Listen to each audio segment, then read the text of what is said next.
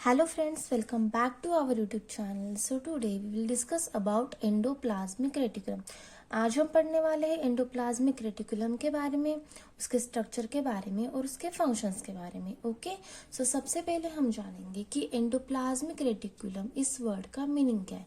What is mean by endoplasmic reticulum. Okay, so endo means क्या, within, right, and plasmic means जो cell के अंदर जो plasm present होता है, राइट, वो. और reticulum means network. With in plasm जो नेटवर्क प्रेजेंट होता है उसको हम बोलते हैं endoplasmic reticulum. And endoplasmic reticulum एक सेल ऑर्गेनेल है. सेल ऑर्गेनेल मीन्स क्या, हमें पता है कि सेल क्या है. सेल एक basic functional unit of life है, राइट. और सेल के अंदर अलग अलग प्रकार के ऑर्गेनेल प्रेजेंट होते हैं, जैसे कि माइटोकॉन्ड्रिया, लाइसोसोम, हमारा एंडोप्लाज्मिक रेटिकुलम, राइट. ऐसे अलग अलग प्रकार के सेल ऑर्गेनेल सेल के अंदर प्रेजेंट होते हैं. ठीक है, सो एंडोप्लाज्मिक रेटिकुलम जो है वो एक सेल ऑर्गेनेल है. एंडोप्लाज्मिक रेटिकुलम दो टाइप के होते हैं. ठीक है, फर्स्ट है granular endoplasmic reticulum and second है granular endoplasmic reticulum. A granular endoplasmic reticulum is also known as a smooth endoplasmic reticulum. Okay, जो हमारा अग्रैनुलर एंडोप्लाज्मिक रेटिकुलम है उसको हम स्मूथ एंडोप्लाज्मिक रेटिकुलम भी कहते हैं, और जो हमारा ग्रैनुलर एंडोप्लाज्मिक रेटिकुलम है उसको हम रफ एंडोप्लाज्मिक रेटिकुलम भी कहते हैं. ठीक है, जो अग्रैनुलर एंडोप्लाज्मिक रेटिकुलम है वो नॉट बाउंड विद राइबोसोम होता है. ठीक है, वो राइबोसोम से बाउंड नहीं होता. और जो ग्रैनुलर एंडोप्लाज्मिक रेटिकुलम है वो बाउंड होता है विद राइबोसोम, राइट. सी, यहाँ पर पहले हम डायग्राम देख लेते हैं. ठीक है, ये है हमारा न्यूक्लियस. ठीक है, न्यूक्लियस जो है वो हमारा डबल मेम्ब्रेन बाउंड ऑर्गेनेल है. What is mean bye double membrane bound organelle. First जो है वो है इनर मेम्ब्रेन, राइट. सेकंड जो है वो है आउटर मेम्ब्रेन. ठीक है, यू कैन सी हेयर कि जो न्यूक्लियस का आउटर मेम्ब्रेन है उसके साथ कंटिन्यूअस है एंडोप्लाज्मिक रेटिकुलम, राइट. जो हमारा रफ एंडोप्लाज्मिक रेटिकुलम है वो कंटिन्यूअस है न्यूक्लियस के आउटर मेम्ब्रेन के साथ, राइट. और उसके ही साथ यहाँ पर है हमारा स्मूथ एंडोप्लाज्मिक रेटिकुलम, राइट. यहाँ पर दो टाइप आपको दिख रहे हैं, ये है rough endoplasmic reticulum, right, and ये है स्मूथ एंडोप्लाज्मिक रेटिकुलम. अगर हम इस रफ एंडोप्लाज्मिक रेटिकुलम का थोड़ा सा पार्ट कट करेंगे और अंडर द माइक्रोस्कोप देखेंगे तो हमें क्या दिखेगा, हमें इसका सरफेस जो है वो रफ दिखेगा. क्यों? क्योंकि it is bound with ribosome. यहाँ पर राइबोसोम आपको दिख रहे हैं, राइट. राइबोसोम जो है वो इसके सरफेस पे बाउंड है. इसकी वजह से ये क्या है, ये ग्रैनुलर है, राइट. इसका सरफेस जो है वो रफ है, इसलिए तो हम इसको कहते हैं ना रफ एंडोप्लाज्मिक रेटिकुलम, राइट. और अगर हम स्मूथ एंडोप्लाज्मिक का अगर थोड़ा सा टुकड़ा है वो अगर हम कट करें, राइट, और माइक्रोस्कोप के अंदर देखें तो हमें इसका जो सरफेस है ना वो बहुत स्मूथ नजर आएगा, राइट. मतलब यहाँ पर कोई भी राइबोसोम प्रेजेंट नहीं है इसकी वजह से, इसलिए हम इसे क्या कहते हैं, अग्रैनुलर एंडोप्लाज्मिक रेटिकुलम, राइट. और इसको हम स्मूथ कहते हैं, स्मूथ एंडोप्लाज्मिक रेटिकुलम. तो ये दो टाइप है एंडोप्लाज्मिक रेटिकुलम के, राइट.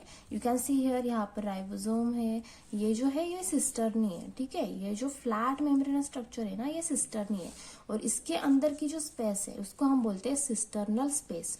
इसे हम ल्यूमेन भी कह सकते हैं. ठीक है, इसे हम सिस्टर्नल स्पेस और ल्यूमेन भी कह सकते हैं. ओके, सो जो अग्रैनुलर एंडोप्लाज्मिक रेटिकुलम है it is mainly concerned with lipid metabolism. What is mean bye lipid metabolism. Lipid metabolism से रिलेटेड जितने भी काम है वो कहाँ पर चलते, वो चलते हैं स्मूथ एंडोप्लाज्मिक रेटिकुलम में.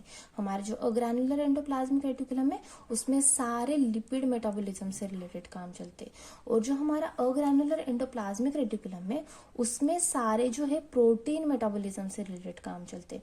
हमने देखा कि हमारा जो रफ एंडोप्लाज्मिक रेटिकुलम है उसके ऊपर राइबोसोम बाउंड होते हैं. तो राइबोसोम का फंक्शंस तो हमें पता है कि वो क्या करते हैं, वो प्रोटीन सिंथेसिस में हेल्प करते हैं, राइट.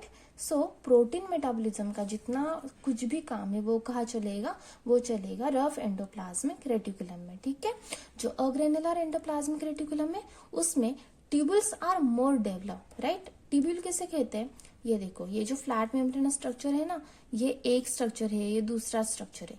इन दोनों को बीच में जो ज्वाइन कर रहा है, ठीक है, ये जो बीच में ज्वाइन कर रहा है ना, इसको ट्यूब्यूल कहते हैं और ये ज्यादा डेवलप होता है। हम इस डायग्राम में भी देख सकते हैं, ठीक है। यू कैन सी हियर, ये स्मूथ एंडोप्लाज्मिक रेटिकुलम, यहाँ पर ट्यूब्यूल जो है ना वो बहुत ज्यादा डेवलप है। तो इसका रीजन क्या है, क्योंकि यहाँ पर चलता है लिपिड मेटाबॉलिज्म और ये काम कहाँ चलता है, ल्यूमेन के अंदर। ये अंदर का स्पेस है, इसे हम कहते हैं ल्यूमेन, ठीक है। सो इसके लिए जो है ट्यूब्यूल का डेवलप होना बहुत जरूरी है, यहाँ से ट्रांसपोर्ट होता है, ठीक है। और जो ग्रैनुलर एंडोप्लाज्मिक रेटिकुलम है, रफ एंडोप्लाज्मिक रेटिकुलम है, उसमें जो है ना वो उसमें सिस्टर्नी मोर डेवलप होती है। अब सिस्टर्नी किसे कहते हैं, ये जो फ्लैट मेम्ब्रेन स्ट्रक्चर दिख रहा है इसको हम सिस्टर्नी कहते हैं।